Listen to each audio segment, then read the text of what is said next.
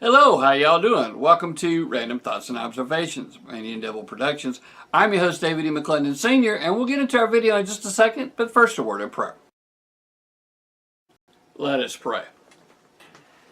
Dear Heavenly Father, thank you for all the many blessings you bestowed upon us. Thank you for our YouTube watchers, all of our blog followers, all of our blog readers, all the publishers, publicists, authors, illustrators, merchandisers, manufacturer representatives, and others that we come in contact with via these blogs and these YouTube channels. If there's anyone out there seeking to find you, please help them to find you. It's in Jesus Christ, Yeshua's most holy and most precious name that we pray by the power of His blood. Amen.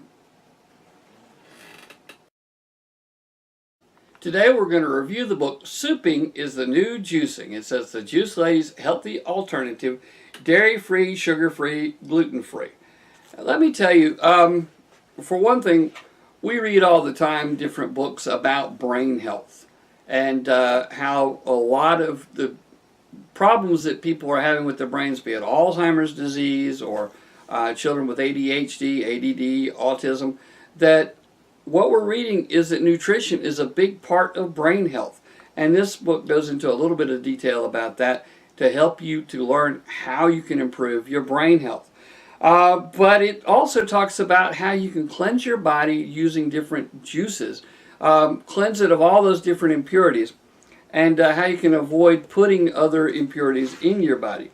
Now, it's very well written. It tells you a lot of different information. It gives you some different recipes about some different soups, different recipes that will help. It tells you a lot about how you can, methods for detoxing, the history of soup and why it's important and how it's helpful.